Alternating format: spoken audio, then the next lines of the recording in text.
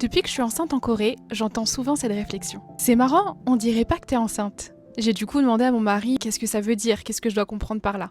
Il m'a expliqué qu'en fait, en Corée, on attend beaucoup d'une femme enceinte, qu'elle privilégie dans ses tenues vestimentaires ou dans son style en général, le confort avant tout. Or, je vous avouerai, et mon mari et mon entourage l'ont remarqué, je n'ai pas vraiment de vêtements type maternité dans ma garde-robe. J'ai gardé en fait les mêmes vêtements que j'adapte à mesure que je prends du poids. Je prends toujours autant plaisir à m'apprêter, à me maquiller. Que tu verras souvent des femmes enceintes en Corée porter des vêtements très amples, très confortables, soit des robes, soit des jupes. C'est souvent des robes, j'ai remarqué un peu le même design partout, robe noire, robe blanche. Surtout pas de chaussures à haut talons, que des chaussures plates, vraiment très confortable. Tout le côté esthétique est plutôt vu comme quelque chose de superflu, voire superficiel pour le coup. Alors que tu vois, pour moi, continuer à faire attention à mon look ou à mon maquillage, à être bien apprêtée, c'est pas quelque chose de superflu ou de superficiel, bien au contraire, je me suis rendu compte que c'est même une façon, on va dire, rassurante pour moi de continuer à prendre soin de ma féminité dans une période où tout change. Comme si ça me permettait de me dire,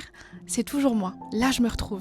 D'ailleurs, je trouve qu'il y a quelque chose de vraiment magnifique dans le fait qu'une femme enceinte continue de prendre soin de sa féminité et de l'exprimer. Alors n'hésitez pas à me dire ce qui vous aide à vous sentir à l'aise, à vous sentir bien dans votre corps. Et j'en profite pour vous annoncer que cette vidéo constitue le premier épisode de ma série Grossesse en Corée, puisque c'est un sujet qui vous a intéressé récemment, qui a suscité beaucoup de curiosité. Du coup, n'hésite pas à t'abonner pour ne pas manquer le reste des vidéos, et je te dis à très bientôt.